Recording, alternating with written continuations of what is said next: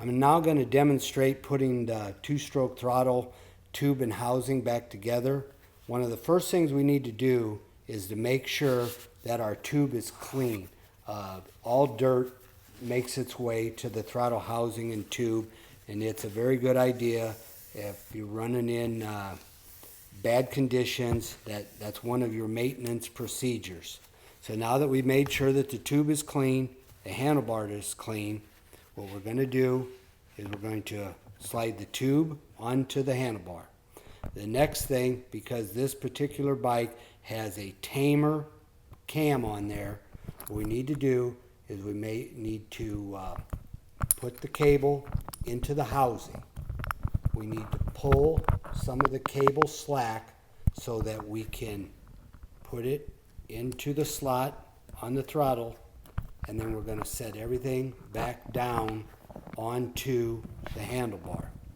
We get a lot of calls when people are putting the tamer cam on that they cannot get the cable back onto the cam, and that's because of its lower profile, so you have to do it that way. Now we're going to put the bottom cap on, and we do all this before we assemble the top. So we're going to put the bolts back in.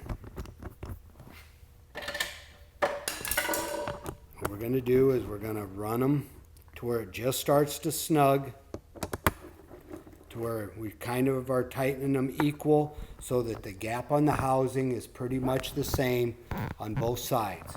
At this point, we're going to turn it to where we would normally run it, and then we're going to tighten down the bolts.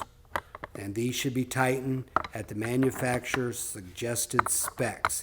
It's best to tighten them both evenly, and there we have it. Now we're going to assemble the pulley. The pulley is marked upper, and it's very important that this goes in the right way.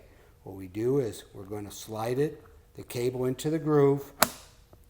We're going to then take the bushing that always goes onto the top and put that down in there.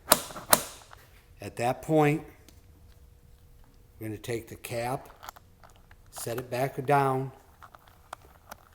start our bolts,